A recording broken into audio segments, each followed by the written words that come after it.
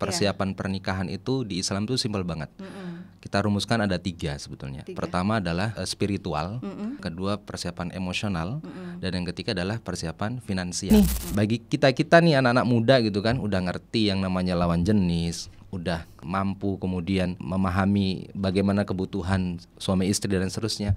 Apa langsung menikah? Nah, pertanyaannya manis tatoa di situ mampu ini apa? Nah, apa tuh definisinya? Batas indikatornya gimana? Nah, saya siap nih.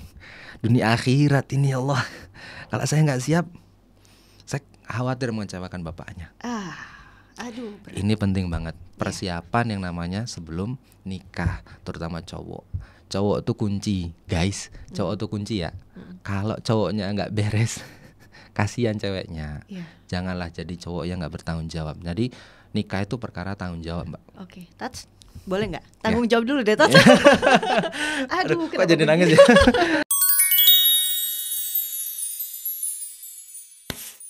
Halo, assalamualaikum warahmatullahi wabarakatuh. Halo sobat KGJ semuanya. Lagi apa nih? Lagi di mana? Lagi sama siapa? Semoga semua yang melihat, mendengarkan selalu sehat pastinya, tetap bahagia, selalu mengupayakan yang terbaik dan insya Allah penuh berkah ya. Apalagi untuk pasangan-pasangan menuju halal yang mungkin lagi galau-galau gitu, karena nih cocok banget nih.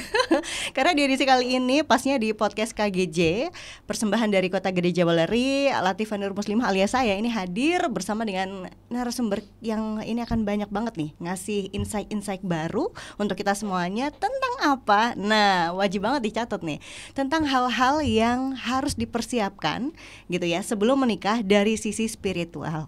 Nah, kira-kira apa sih yang akan kita bahas lebih banyak lagi dan ada siapa sebenarnya? Langsung aja ya Tifa kenalin karena sudah hadir. Di samping Tifa pastinya adalah Ustadz Widodo. Assalamualaikum warahmatullahi wabarakatuh, Ustadz. Waalaikumsalam warahmatullahi wabarakatuh, Mbak Tifa. Gimana kabarnya hari ini? Alhamdulillah luar biasa. Luar biasa, Masya Allah. Ini Ustadz masih muda ya, tapi udah banyak banget ilmunya. Ini boleh pakai aku nggak ya? Wah. Boleh, santai. Saya juga lebih nyaman pakai aku aja kali gitu ya. Karena yang dengar juga sobat KGJ yang masih pada muda-muda, usia-usia produktif ya. Betul banget. Aku dengar nih Ustadz Widodo juga sebagai pengasuh kajian di PT Kota Gede Jawaleri. Oh gitu. Ya, kalau di kita sebutannya santri karya, Mbak.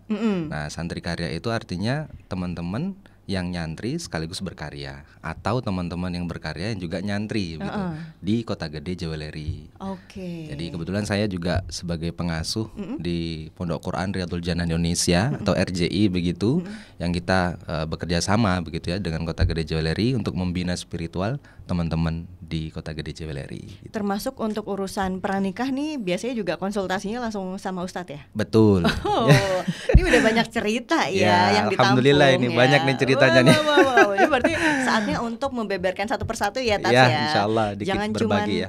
Jangan cuma nanti spill tipis-tipis, kayaknya bakalan bocor halus tapi bocornya banyak ya nanti. Oke deh. Siap. Ya.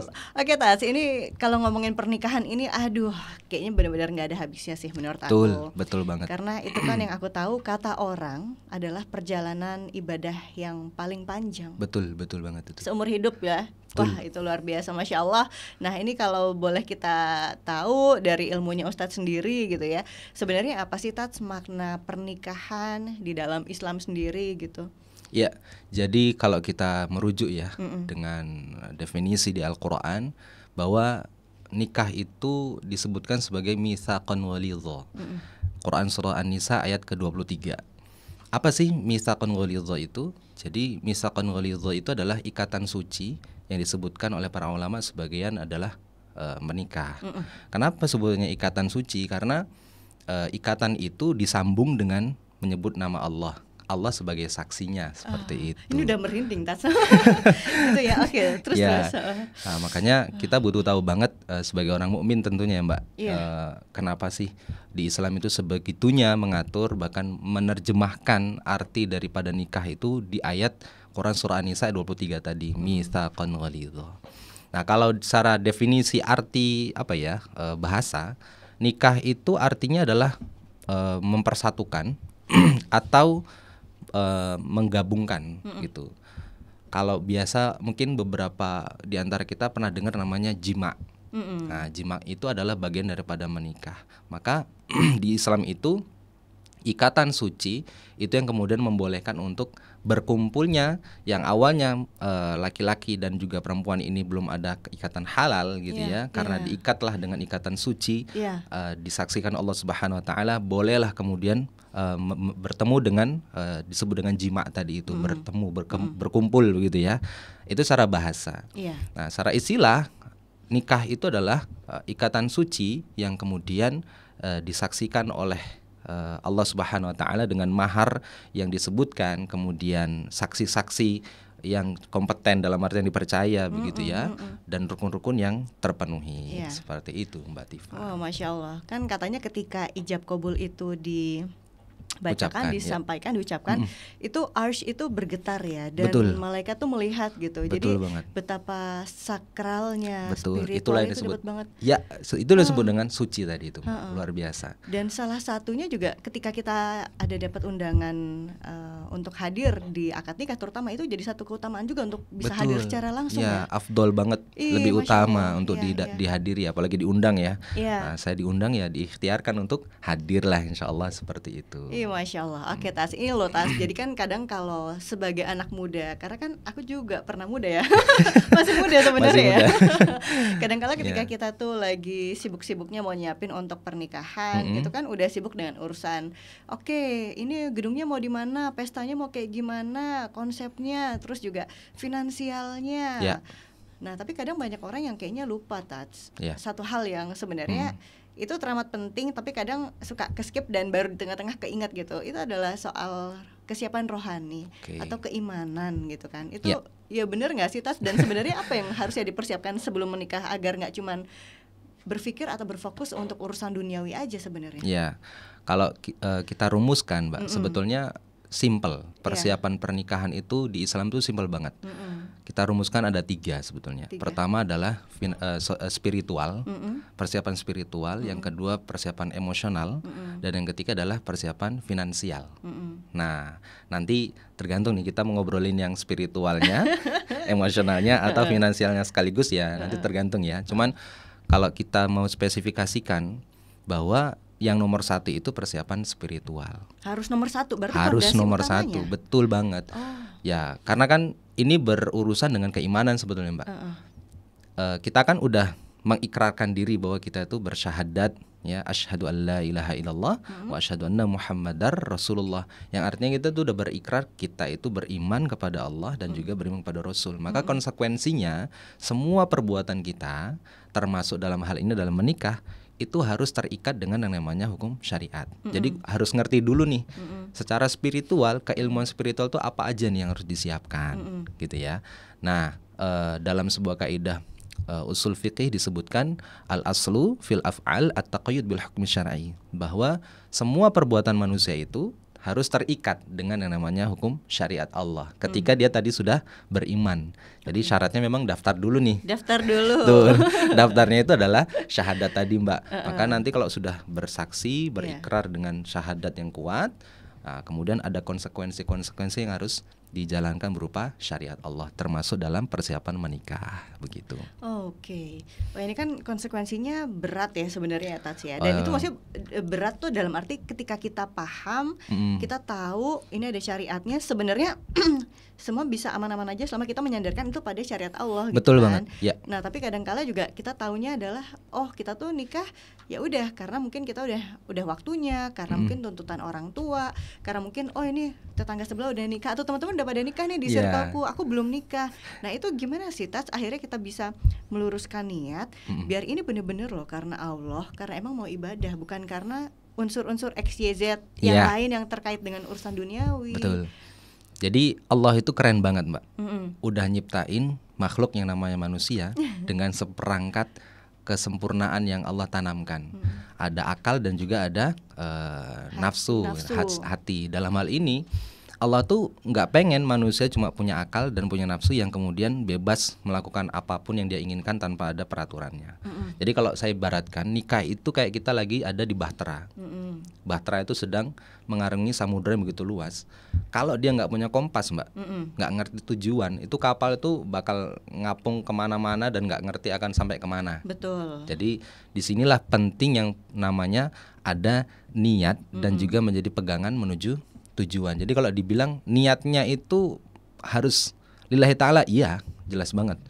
Apalagi dia disampaikan tadi di awal ya, kita disclaimer bahwa nikah itu ibadah terpanjang. Sholat aja itu udah diniatin, kadang-kadang aja nggak khusyuk gitu ya. Aduh, sering kayaknya tas ini masih. Sholat aja begitu kan ya. Usolli fardhu zuhri, ingatnya adalah jemuran nih, kehujanan. Nah, benar. Nah, gitu kan. Apalagi ini pernikahan yang super panjang. Iya. Jadi kudu harus ngerti dulu nih niatnya apa. Dan kita sebagai orang mukmin tadi bagaimana menata niat supaya benar-benar sampai ke Allah Subhanahu wa taala. Rujukannya adalah jelas.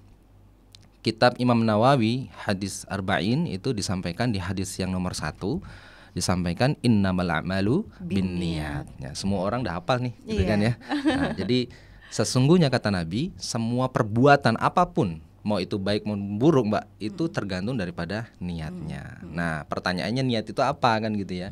Nah, ternyata ulama menjelaskan bahwa niat itu artinya adalah menyengaja. Jadi di Islam pun orang kalau sudah punya niat menyengaja dari hatinya itu sudah dihitung sebagai amal pahala. Enaknya di Islam gitu ya. Udah punya niat untuk nikah, nah tapi hanya di hati itu sudah mulai ada pahala di sana. Apalagi niat yang sudah mulai ditabung dengan aktivitas real gitu ya. Nah jadi disinilah pentingnya kata Nabi, luruskan niat. Bagaimana kita bisa tahu niat kita itu lurus atau enggak? Itu tergantung dari tujuan sih, Mbak. Tujuan? Iya. Lah kita kan nikah harus punya tujuan. Iya dong. Iya dong. Masa mau iya ngambang-ngambang kayak aja? tadi kapal Bahtera tadi itu kan. Kalau kita naik satu kapal nggak punya tujuan, nggak punya kompas buat ukuran benar atau enggak nih arah ke tujuannya, maka ya tadi akhirnya mengambang. Mungkin di perjalanan awal tuh semangat tuh kapalnya seret, udah di pertengahan Bahtera samudra itu nggak bisa dijamin lagi bakal sampai ke tujuan.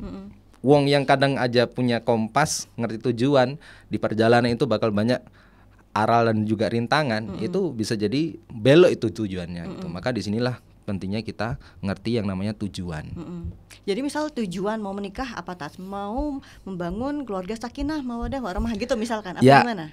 Itu diajarin juga sama Allah di Quran. Oh gitu. Iya, Padahal Quran itu belum baca Al-Qur'annya suratnya hari ini loh, tapi udah bisa ya dikit ya. Iya, jelas. Ini jadi Quran itu best of the best pokoknya. Karena memang datangnya dari Allah ya, bukan karangan manusia gitu. Betul. Jadi udah jelas dong, Allah udah tahu banget biar kamu itu nikah itu tujuannya apa. Nih, kata Allah di dalam Quran surah Ar-Rum ayat 21. Insyaallah teman-teman yang menyimak pun di KGJ maupun sahabat-sahabat yang lainnya itu pasti tahu ayat ini bakal dibacain setiap qori ketika ada pernikahan, akad nikah.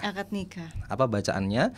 Allah katakan a'udzubillahi minasyaitonirrajim wa min ayatihi an khalaqalakum min anfusikum azwaja litaskunu ilaiha. Nah, jadi kalau ditanya apa tujuan nikah, ayatnya jelas. Quran surah Ar-Rum ayat 21. Wa min ayatihi kata Allah dari tanda-tanda, dari sebagian, karena tanda-tanda kekuasaan Allah banyak banget ya. Dari tanda-tanda kekuasaan Allah kata Allah, an khalaqalakum min anfusikum azwaja. Telah Allah ciptakan dari kalangan kalian sendiri kata Allah, itu yang namanya pasangan. Iya. Jadi indah banget ya kalimatnya. Udah kayak ya tadi tuh defaultnya itu udah Allah tahu gitu loh. Semua makhluk itu udah punya pasangannya masing-masing. Nggak mungkin lah cowok sama cowok, nggak mungkin karena memang udah harusnya beda gitu kan. Ada kodratnya gitu ya. Udah ada kodratnya. Jadi nggak dibenarkan di Islam yang namanya pasangan kok sesama jenis itu nggak dibolehkan. Maka di sini sampaikan oleh Allah azwaja sebagai pasangan karena memang berbeda gitu. Nah hubungannya banyak lagi nih di ayat yang lainnya, misalkan di Quran sampaikan bahwa ya ayuhan nas inna khalaqnakum min dzakarin wa unsa. Sesungguhnya kata Allah kami sudah ciptakan kalian dari golongan laki-laki dan perempuan. Betul. Jadi cuma 2 jenis nih sama Allah ya disebutin. Yang lain geser dulu geser dulu minggir nih. nggak ada di jadi, sini nih. Nggak diakuin sama Nggak Islam, diakuin. gitu ya, nggak diakuin sama Islam. Nah, jadi memang azwaja di sini konteksnya berbeda lawan jenis begitu ya. Untuk apa? Litaskunu ilaiha. Keren ini. Agar kalian mendapatkan ketenangan. Aduh, itu yang paling mahal, Tats. Jelas. Nggak bisa dibeli, Mbak. Nggak bisa dibeli. Mau dibayar berapapun sulit yang namanya ketenangan itu dibeli. Nah, Allah ajarin di sini, you kalau pengen tenang salah satu caranya adalah menikah. Nah, itu bagian dari solusi ya sebenarnya. Jelas ya? Itu solusi banget, Mbak. Dan Nabi pun menjelaskan bahwa yang namanya menikah itu benar-benar menjadi solusi utama. Hadis riwayat Muslim misalnya disampaikan, ya ma'syarus syabab. Jadi ini Nabi nyerunya itu kepada laki-laki maupun perempuan. Jadi kalangan anak-anak muda-mudi begitu. Ya ma'syarus syabab, wahai anak muda-mudi sekalian, manis sata'a minkum, apabila kamu mampu yang namanya ba'ah itu diartikan oleh para ulama sebagai mampu untuk yang namanya melakukan, secara definisi ya, itu mampu melakukan yang namanya hubungan suami istri. Ya. Tapi Rasul nggak menyampaikan itu aja. Fal yatazawwaj. Maka menikahlah. Nek kamu sudah mampu, yang namanya sudah mengerti lawan jenis, sudah berpotensi melakukan hubungan suami istri, daripada melakukan dosa, kata Nabi, fal yatazawwaj. Kenapa kata Nabi? Karena di sana kata Nabi, kalau kamu menikah akan diberikan yang namanya ketenangan hati dan menundukkan yang namanya pandangan. Ada dua fungsinya. Satu, menundukkan pandangan, dan yang kedua adalah menjaga kemaluan. Lah, terus gimana nih bagi kita nih anak-anak muda gitu kan, udah ngerti yang namanya lawan jenis, udah mampu kemudian memahami bagaimana kebutuhan suami istri dan seterusnya. Apa langsung menikah? Nah, pertanyaannya manis tato'a di situ, mampu ini apa? Nah, apa tuh definisinya? Batas indikatornya gimana? Nah, mampu di sinilah yang disebut tadi saya sampaikan di awal, mampu secara spiritual, mampu secara emosional, dan mampu secara finansial. Betul. Jadi minimal mampu 3 ini. Apakah dari range 10 sampai 100% itu benar-benar harus 100%? Enggak, Mbak. Jadi yang dimaksud mampu di sini saat benar-benar memahami bahwa nikah itu adalah ibadah. Dia mengerti bagaimana mengelola emosi ketika ketemu pasangan. Karena dia menikah nggak cuma sekedar menikah dengan pasangannya kan, Mbak ya? Iya. Betul dong. Karena dia akan bertemu dengan keluarganya, yang mana pasangan ini pastinya akan punya latar belakang budaya masing-masing nih. Betul. Nah, kalau dia nggak nerima yang namanya perbedaan budaya ini, kalau udah seagama kan wajib menerima gitu ya. Cuman kalau budaya ini kadang-kadang jadi masalah nih.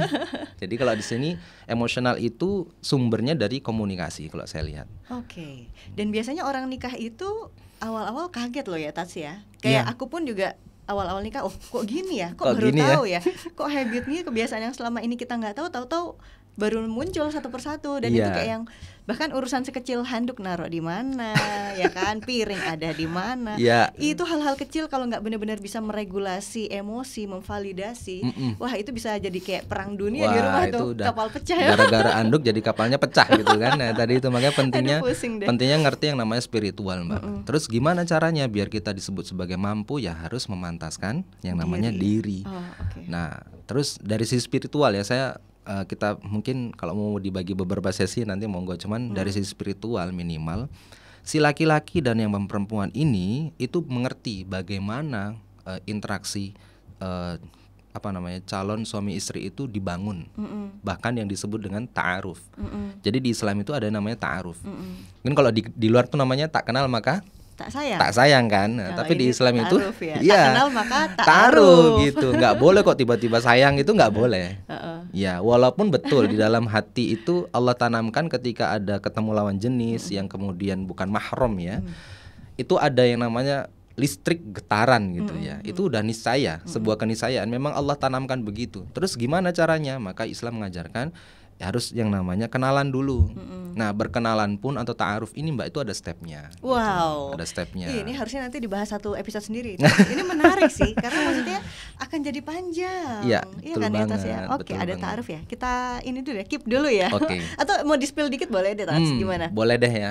Jadi ta'aruf itu intinya adalah mengenal calon pasangan yang kemudian didampingi oleh yang namanya mahram, Mbak.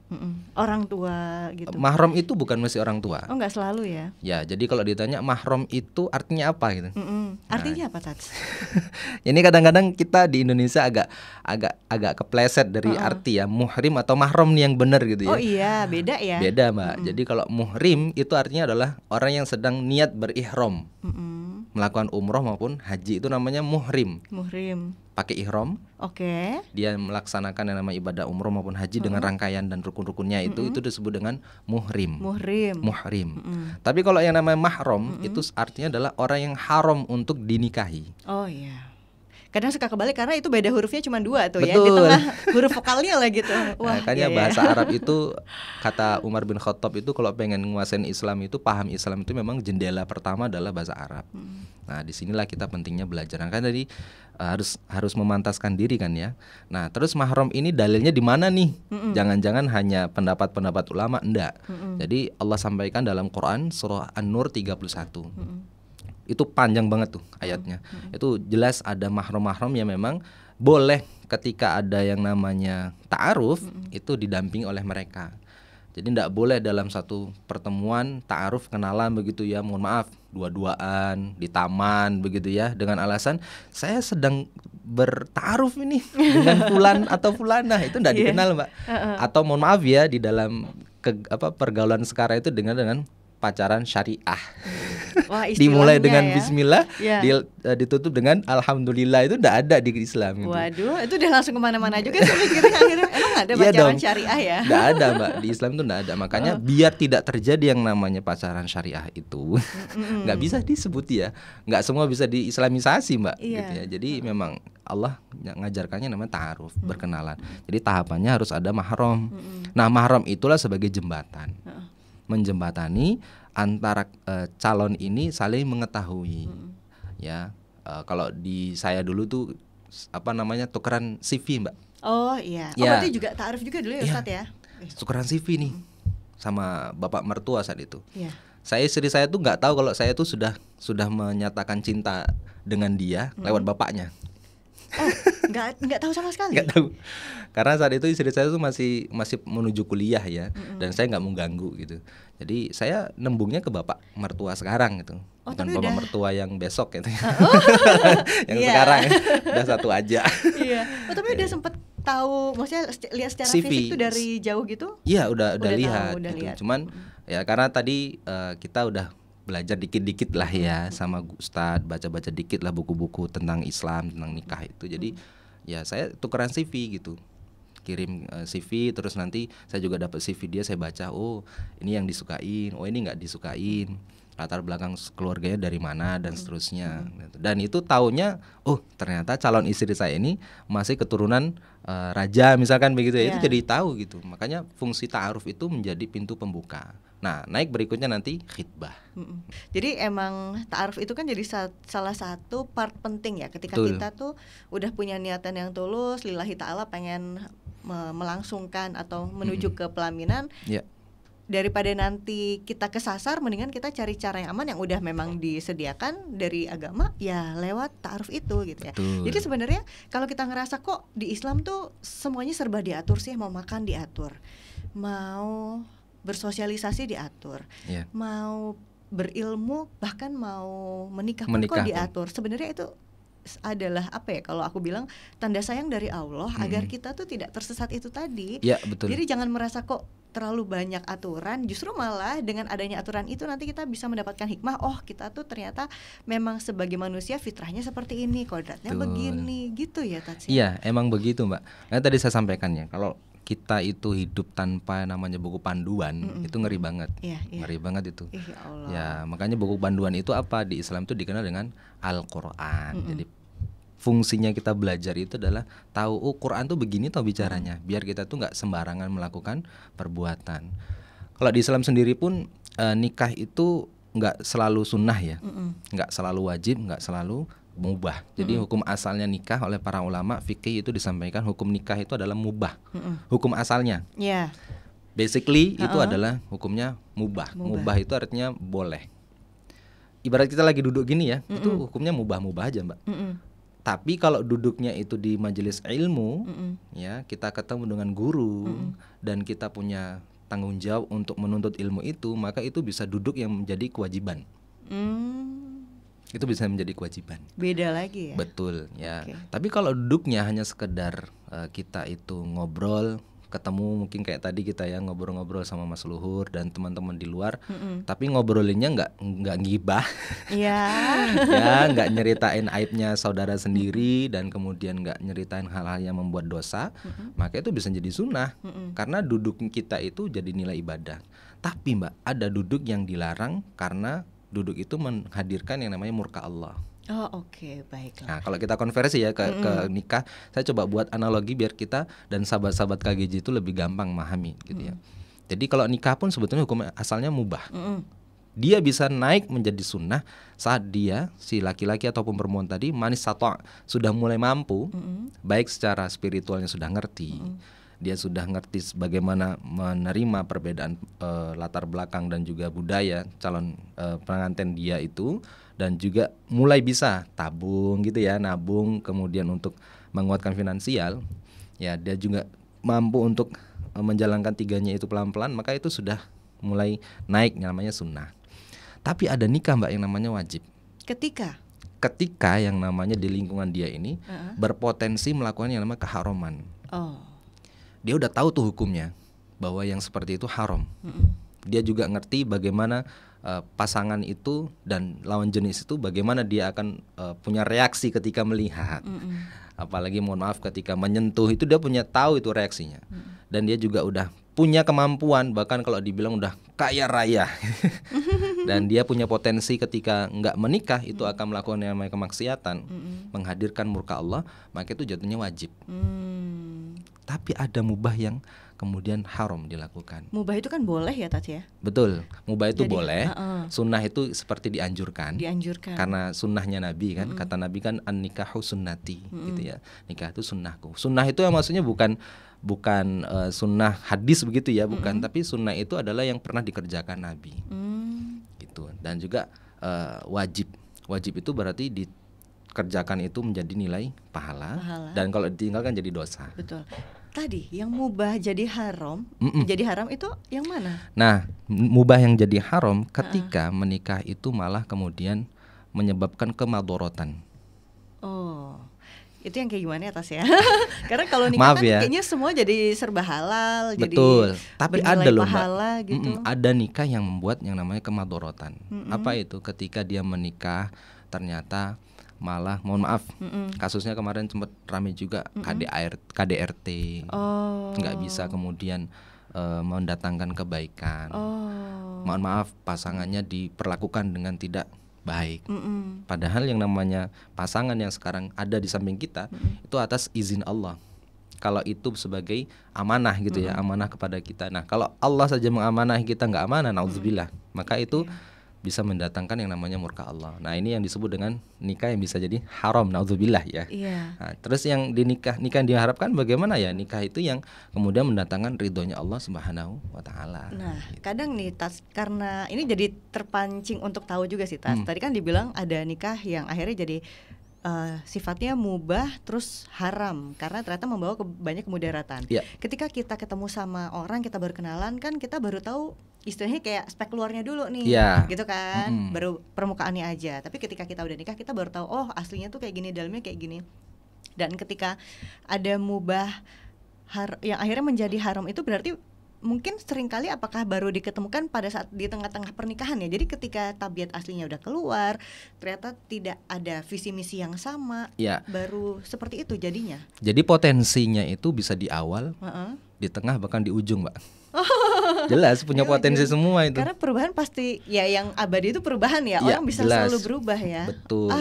Apalagi kita itu nggak cuma didampingi malaikat ya Mbak, tapi ada juga yang namanya setan.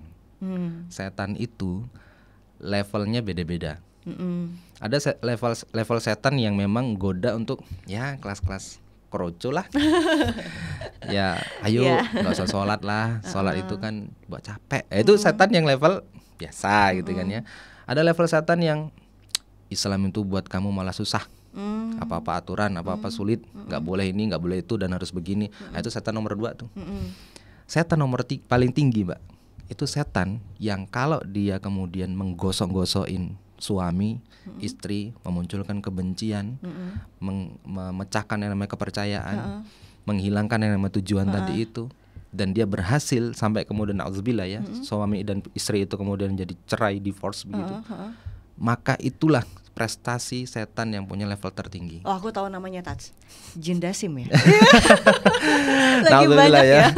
Naudzubillah itu ya. kita berlindung kepada Allah ya. Iya. Makanya ini penting banget sebelum teman-teman dan siapapun di antara mungkin kalau udah menikah maupun yang sebelum menikah, ini penting banget. Kita memahami ada potensi-potensi di awal, tengah maupun akhir.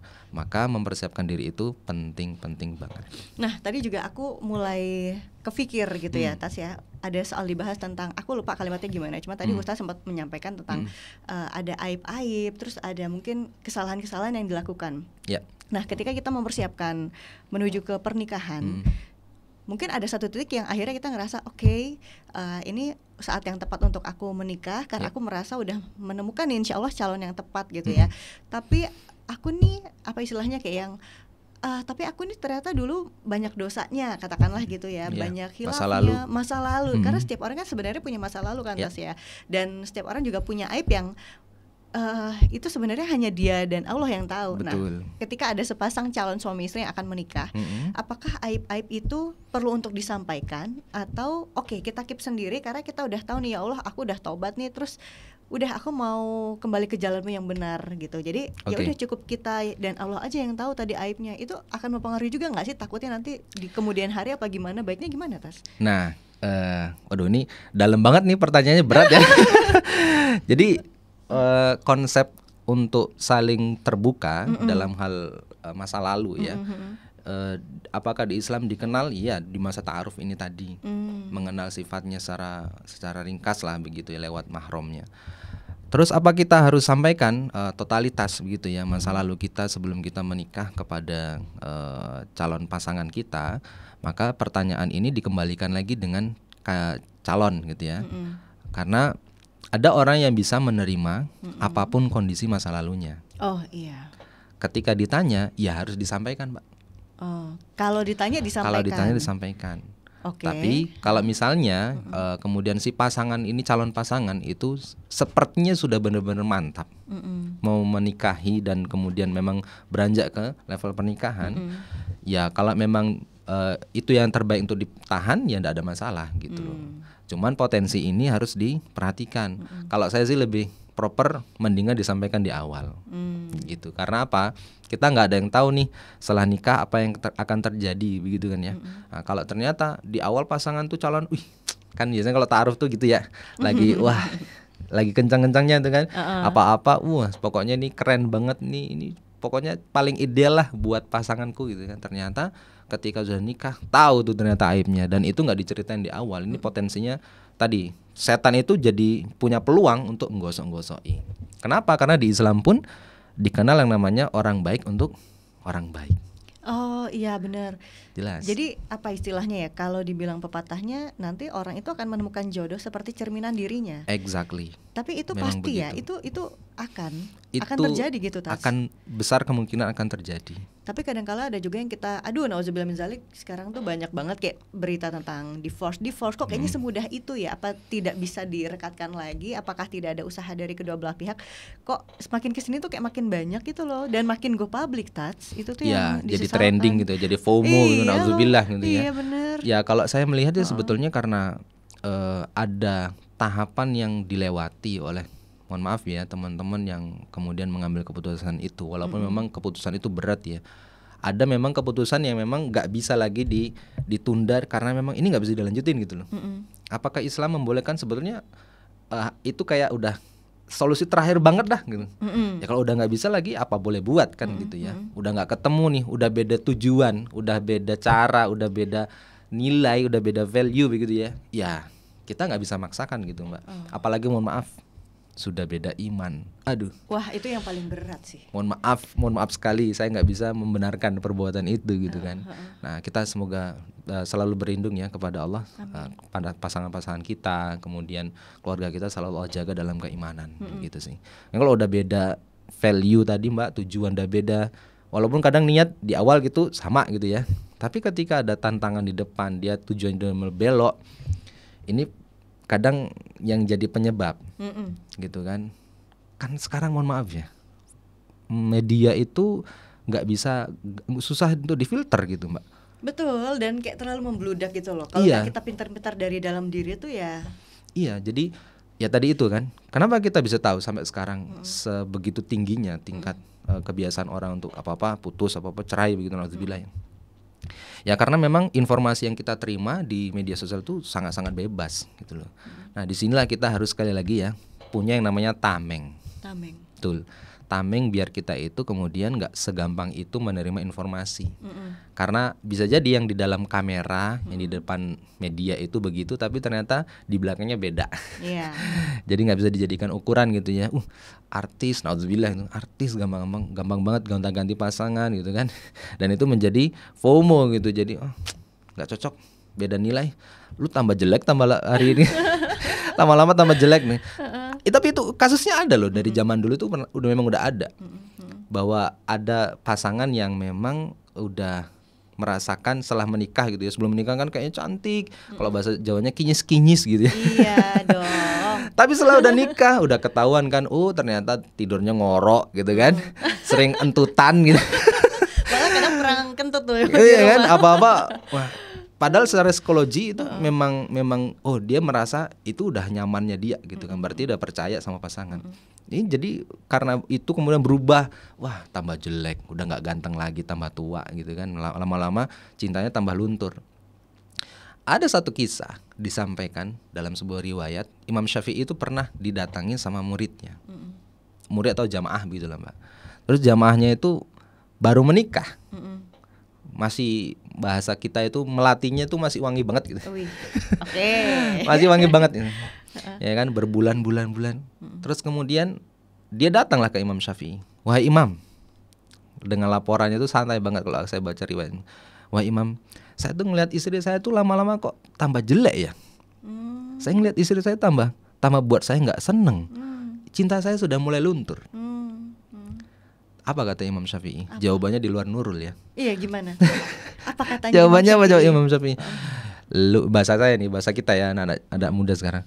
Lu tuh kebanyakan matanya jelalatan. Kebanyakan ngelihat rumput tetangga yang lebih hijau. Itu penyebabnya. Jelas Mbak, karena kuncinya laki itu di pandangan. Kalau kuncinya perempuan itu di pendengaran Mbak. Ulang sekali lagi Tats, ini biar sobat KGJ lebih paham nih gimana. Kalau perlu di highlight, di stabiloin nih, gimana. Kuncinya cowok itu di pandangan. Kalau dia memulai pandangannya, mohon maaf, dengan nafsu, maka nafsu itu nggak bisa dikendalikan, digosok terus sama setan, jadi pikiran yang ngeres negatif, ya akhirnya mohon maaf, itu akan muncul potensi-potensi yang berpotensi untuk yang namanya maksiat, gitu ya. Tapi kalau cewek itu biasanya dengar pendengaran. Lu kemarin habis beli tas baru ya? Iya nih. Terus laporan tuh sama suami, Mas, kemarin temanku beli tas baru loh Mas. Gara-gara apa? Laporannya dari pendengaran itu. Kalau cowok enggak Mbak. Cowok tuh yang penting lookingnya udah oke, cukup lah. Yang penting sudah sudah enak dilihat, cukup. Kalau cewek itu Mbak, memang rata-rata itu memang Allah ciptakan begitu ya. Nggak tahu kalau Mbak, mungkin kalau Mbaknya nggak lah ya. Nggak salah mungkin. Ya, nggak salah gitu ya. Mulai dibaca ya. Tapi itu fitrah Mbak. Iya. Nah, ya kembali lagi ke Quran. Quran itu punya solusinya. Nah, Quran itu punya solusinya. Cowok maupun cewek itu punya yang namanya perintah untuk yang namanya ghuddul basar. Menundukkan pandangan. Betul banget. Benar. Kayaknya udah bisa kursus bahasa Arab nih ya. Dikit-dikit ya. Ya, jadi Islam itu punya ketentuan supaya cowok itu bisa mengendalikan nafsunya, terutama ketika sebelum menikah. Itu maka dengan cara menundukkan pandangan. Dan yang kedua kata Nabi dengan berpuasa, gitu ya. Ini detoksifikasi bukan hanya untuk badan fisik ya, tapi juga betul untuk mental, banget. untuk semuanya. Betul. Wow. Nah, terus apa yang kemudian secara physically yang menurut Sapin sebelum menikah, menurut saya Rasul itu udah ngajarin keren banget. Dan insya Allah sudah pernah saya lakukan juga sebelum menikah dulu. Biidznillah tentunya ya. Sedikit curhat ini. Boleh. Guru-guru saya tuh bilang kamu tuh kalau mau menikah ya niatkan untuk Allah, jaga syahadat dan juga latihan puasa. Nah saat itu alhamdulillah saya bisa Mbak puasa Daud. Wow, iya puasa enggak, Daud. iya enggak gitu. Iya enggak, enggaknya banyak. Tahu-tahu kan iya lagi Tats. Iya, tapi ini beneran ini. Beneran. Saya sampaikan ini real ya, bukan saya, semoga nggak jadi ujub ya, karena memang ini perlu saya sampaikan ke teman-teman dan termasuk pelajaran buat saya. Ternyata itu works banget. Yang namanya puasa sebelum menikah, karena setelah ta'aruf tadi masukkan ke jenjang khitbah. Nah kadang ada yang salah paham bahwa khitbah itu sudah merasakan sudah jadi pasangannya gitu. Karena bahasanya kan di masyarakat sudah di khitbah, jadi kesannya tuh kayak sudah kayak diikat. Iya. Padahal belum ada sambungan talinya. Nah, gitu kan, baru kayak mau disiapin gitu kan, simpulnya udah tahu-tahu ada yang salah paham. Dia itu pasangan saya, belum sah padahal belum halal. Nah di masa-masa inilah paling bahaya ini Mbak. Setelah ta'aruf masuk ke fase berikutnya khitbah atau kemudian dilamar dengan tanda tertentu mungkin cincin dan seterusnya gitu ya. Maka ini yang masa-masa yang harus dijaga. Itulah saya banyak puasa di sini, Mbak. Tahu Tats. Karena biasanya kata orang tuh masa-masa sebelum nikah itu banyak banget godaannya. Betul. Baik godaan dari masa lalu, godaan dari orang baru yang datang, gitu ya. Finansial, kecukupan, semuanya. Betul. Udah melalui itu soalnya ya Tats ya. Kayaknya Mbak juga sama. Aduh, ujiannya kan beda-beda nih. Betul, setiap orang banget. Mau nikah ya. Dan herannya ujian itu memang Allah kasih di saat-saat tadi kita masa menunggu untuk persiapan nikah itu. Wah, itulah ujian awal-awal untuk naik kelas. Ujian kepercayaan, ujian keuangan, ujian keluarga. Itu tuh awal-awal di mana waduh ini apa iya ya Allah itu beneran nolong saya. Dan disitulah maksud Allah, you kalau ada masalah kayak gini deketlah sama aku. Nah, jadi solusinya memang saat itu ya deketin aja dah kemampuan kita untuk dekat sama Allah. Kenapa kok harus puasa? Logika dasarnya orang puasa itu kan lemes, Mbak. Iya. Lemes dong. Lemes. Masa puasa bisa dari pagi sampai siang gitu. lompat-lompat main bola begitu kan? Ya mungkin paginya main bola, sorenya udah lemes banget. Iya, apalagi udah mau azan, aduh udah lemes banget mager. Kan. Jadi potensi di siang harinya untuk kemudian naudzubillah ya punya syahwat, nafsu dan seterusnya itu kecil banget. Terus malamnya dikencengin sama yang namanya istikharah, tahajud itu works banget. Dan Nabi pun ngajarin kalau kamu nggak punya agenda di ba'da isya maka tidurlah. Itu paling aman tuh.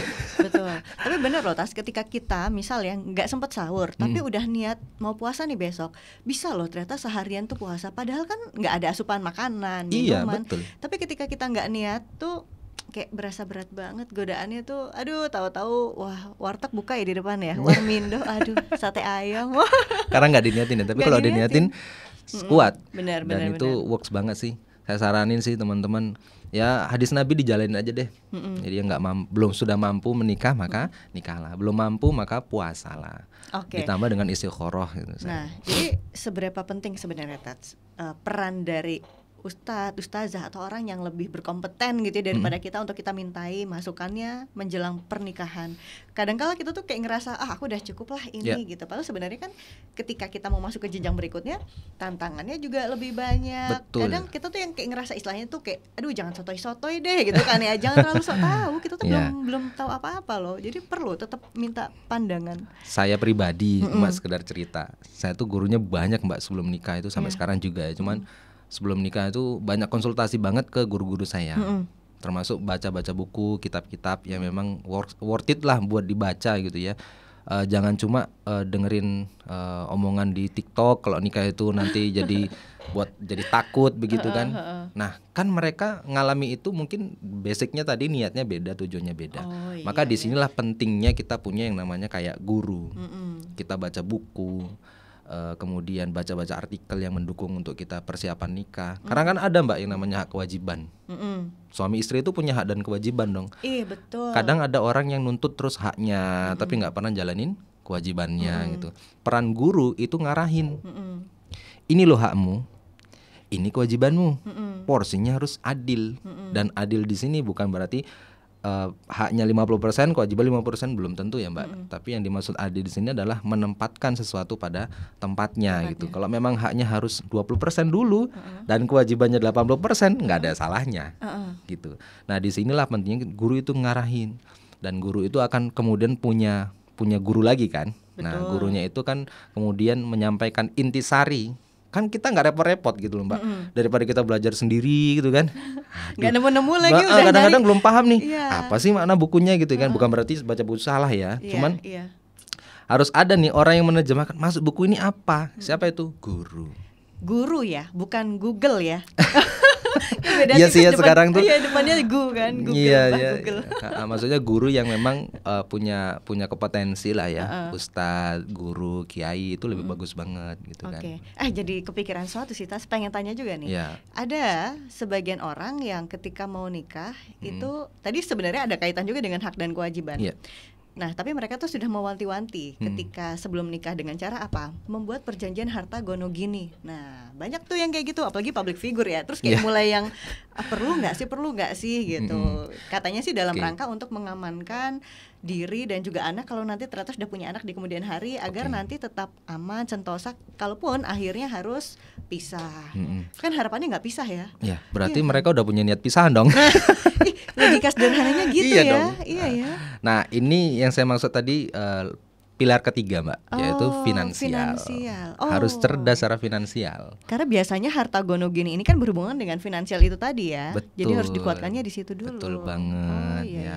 Di awal janganlah punya kepikiran, walaupun betul kata beberapa orang ilmu dalam mitigasi risiko gitu ya. Mitigasi. Iya dong. Pencegahan. Tapi kalau kita udah punya niatan bersama bahwa tujuan akhir kita itu bukan dunia gitu loh, tapi tujuan akhir kita itu adalah negeri yang waktunya itu abadan abada, yaitu namanya surga. Di dunia ini jadi jembatan menuju ke surga Allah. Bakal banyak nih ujian-ujiannya. Kalau emang udah ikatan suci tadi udah dikencengin gitu ya Mbak, ya hindari pikiran-pikiran negatif yang punya potensi malah kita fokus ke sana itu pikirannya gitu. Kadang kita tuh fokusnya dengan risiko-risiko yang belum tentu terjadi dan energi kita habis di sana gitu. Oh, jadi sibuk dengan pikiran sendiri yang sebenarnya itu kita buat sendiri dan belum terjadi. Lah, kenapa bingung? Kan kita punya Allah kok.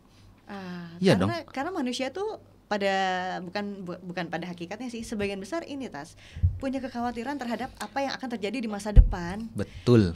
Itu manusiawi Mbak. Manusiawi. Dan semua orang pasti mengalami, termasuk saya. Ada nggak Ustaz mengalami itu? Pasti. Tapi di sela-sela kepikiran, apalagi cowok ya. Cowok itu kan nggak banyak omong, tiba-tiba.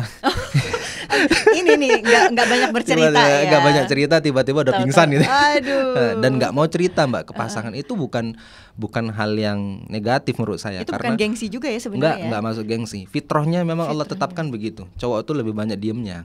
Untuk apa? Biar memang Allah kasih kemampuan pikirannya itu 2 kali lipatnya cewek. Biar dia itu bisa memutuskan, oh saya harus begini ya. Nah itulah dia tuh, Mas kenapa sih? Nggak apa-apa. Iya. Bukan berarti nggak percaya tuh sama istrinya gitu kan.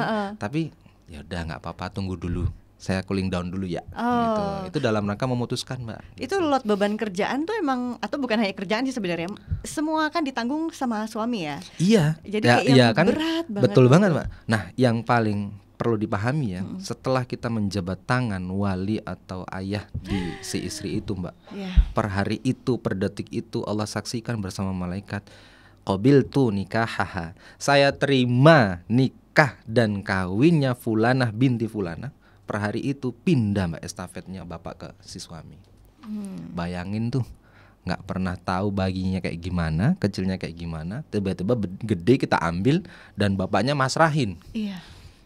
Kalau itu kemudian kita nggak Allah kasih kekuatan Mbak untuk menjaga itu, wah, kolaps tuh cowok.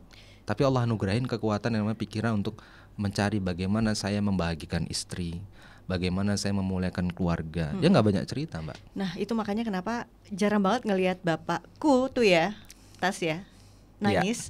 Tapi kalau pas lagi habis akad nikah tuh kok tes itu wajar ya ternyata. Iya, karena ya cowok siapapun lah ya Mbak, laki-laki manapun kalau itu akan kayak kerikol Mbak. Iya. Masa bayinya kayak gimana? Aduh, jadi terharu. Loh iya dong. Bukan dalam rangka apa, tapi saya juga memahami itu. Entah nanti Allah ngasih saya anak perempuan, entah pun saya berada di posisi itu, dan keniscayaan itu terjadi Mbak. Kalau saya tidak menyiapkan diri untuk saya siap nih dunia akhirat ini Allah. Kalau saya nggak siap, saya khawatir mengecewakan bapaknya. Aduh. Ini penting banget persiapan yang namanya sebelum nikah, terutama cowok. Cowok tuh kunci, guys. Cowok tuh kunci ya. Kalau cowoknya nggak beres, kasihan ceweknya. Janganlah jadi cowok yang nggak bertanggung jawab. Jadi nikah itu perkara tanggung jawab, Mbak. Oke, Tats, boleh nggak? Tanggung jawab dulu deh, Tats. Aduh, kok jadi nangis ya? Tapi Masya Allah ya, Masya Allah ya. Oke deh, lanjut dulu, Tas, lanjut dulu. Gimana? Ya, kembali ke tadi tujuan tadi itu ya Mbak ya. Nah kalau emang udah punya tujuan sejak akad nikah tuh harus punya niat banget. Itu penentu banget tuh. Jadi saat Bismillah qabiltu nikahaha, saya niatkan banget. Saat kemudian nerima estafet itu saya niatkan wasilah teman saya masuk ke surga itu ya istri saya ini. Dan itu disampaikan sebelum kemudian menikah. Kamu mau nggak jadi istriku, ngancani saya, nemenin aku sampai kemudian ke surganya Allah dengan segala kelebihan kekuranganku yang kayak gini. Ini bukan puitis ya tak guys, tapi memang harus sampein. Ta'aruf itu fungsinya di situ. Memastikan fiksasi. You mau nggak? Bukan berarti kamu mau susah nggak? Bukan. Ini salah juga ya. Kasihan tuh anak perempuan kan gitu, dari bayi kecil di sekolah kan dididik sama ayahnya. Kamu mau nggak tak ajak susah? Bukan itu pertanyaannya. Yang paling tepat adalah kamu mau nggak ikut bareng aku jadi teman hidupku sampai ke surga dengan segala kelebihan kekurangan kita. Kalau itu kemudian udah disepakati di awal Mbak, maka nggak ada potensi nanti kalau divorce gimana ya. Nanti harta gono gini. Saya naudzubillah, semoga tidak terpikirkan sampai sekarang. Karena saya berusaha banget, termasuk kita semua insya Allah berusaha banget, biar ikatan suci ini benar-benar suci sampai akhirat. Amin. Sampai surganya Allah. Amin. Jadi hakikat nikah itu bukan kita mencari pasangan yang sempurna. Betul. Tapi di perjalanannya kita nih jalan bareng-bareng, kita udah berkomitmen, ayo kita jadi pasangan yang sama-sama istilahnya apa ya, memantaskan diri. Betul. Jadi layak untuk pasangan. Kalaupun ada kurang-kurangnya ya wajar. Pasti Mbak. Kita cari solusinya bersama gitu ya. Nah itu loh kayak pemahaman-pemahaman kayak gitu kan, itu sebenarnya penting banget ditanamkan sebelum nikah ya. Bukan pada saat kita nanti udah nikah baru kaget loh kok begini gitu. Saya sampaikan ya, saya ngomong gini tuh bukan berarti saya sempurna teman-teman Mbak ya, tapi saya ini manusia yang banyak salah. Justru karena saya salah itu saya harus belajar, ketemu orang, termasuk belajar sama Mbak tadi. Kita ada sedikit banyak ngobrol-ngobrol. Oh punya anak perempuan, bagaimana menghadapi anak perempuan yang kemudian harus sabar dengan polanya begini dan segala macam. Berarti karena saya salah, saya harus belajar nih biar saya kemudian nggak salah lagi. Atau ada sebuah ungkapan begini, orang yang bijaksana adalah orang yang belajar dari pengalaman orang lain. Kenapa nggak dari pengalaman kita ya? Tapi kita belajar dari pengalaman orang lain. Betul, dulu gitu ya. Karena kita capek gitu loh kalau harus mengalami itu sendiri. Dan itu akhirnya oh iya bener. Daripada kita harus menunggu jawaban oh iya bener, mendingan kita oh iya ternyata dia punya pengalaman begitu dan saya ikhtiar untuk tidak pernah masuk ke lubang yang sama gitu. Nah itu disampaikanlah ke pasangan. Aku tadi ketemu begini-begini. Nah jadi kalau dibilang nanti pasca nikahnya adalah ketika udah nikah itu penting yang namanya ngobrol. Ngobrol nggak penting itu jadi penting kata Ustaz Salim Al-Filah. Betul. Hal-hal yang receh itu justru malah bikin kita jadi saling terkoneksi sih menurut aku. Bondingnya tuh ada lagi. Ketimbang kita pulang-pulang gitu ya, udah capek di rumah, betul, Mbak. ngomongin kerjaan gitu kan, ngomongin cicilan. Aduh, itu kayaknya bukan menambah keharmonisan. Iya, ruangnya udah beda. Ruangnya gitu. udah beda, benar. Makanya penting banget lagi-lagi cowok ya. Cowok juga penting banget itu untuk paham yang namanya meletakkan posisi. Kadang dia di kantor jadi leader, di rumah dia ketemu istri, fungsi leader yang di kantornya masih kebawa. Istrinya keliru sedikit, disalahkan habis-habisan, istrinya padahal di rumah juga capek. Mungkin istrinya juga kerja gitu kan. Nah ini akhirnya malah terjadi hal-hal yang nggak diinginkan. Nah ini fungsi dari yang namanya kematangan emosional tadi Mbak. Apa namanya, pilar yang kedua. Oke. Nah tadi dibilang Ustadz kan memang ketika udah nikah tuh kita perlu saling terkoneksi gitu ya. Iya. Berarti gimana sih komunikasi yang sebenarnya harus dibangun dari pasangan ini biar kita sama-sama bisa sejalan terus loh. Ketika nanti ada yang melenceng dikit, ayo sini balik lagi. Kita tuh punya tujuan yang sama loh gitu. Bahasanya, gampang sih, simpel Mbak. Gimana? Sering ngopi. Sering ngopi. Ya boncos dong.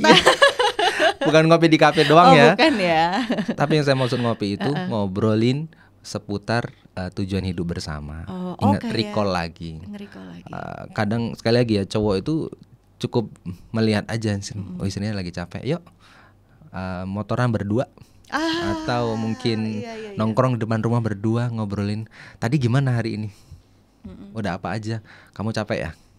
Validasi itu penting sih Mbak. Kebetulan saya punya guru-guru yang itu nyampein itu. Saya kebetulan juga punya background yang cukup keras ya, dalam artian Sumatera. Saya kan aslinya Sumatera Mbak, cuman gede kuliah di Jogja lama. Sekarang sudah diamanin Allah banyak hal. Background saya yang kadang keras itu nggak bisa lunak kalau nggak dengan yang namanya knowledge. Kan orang bertumbuh itu karena pikirannya Mbak ya. Nah gara-gara saya kemudian banyak ketemu orang, saya disalahin juga nggak boleh tuh sama istri kayak gitu. Oh iya juga sih, istri itu butuh validasi. Oke. Wow. Aduh Tats, ini tuh masih banyak banget sih yang pengen ditanyain sebenarnya. Banyak banget.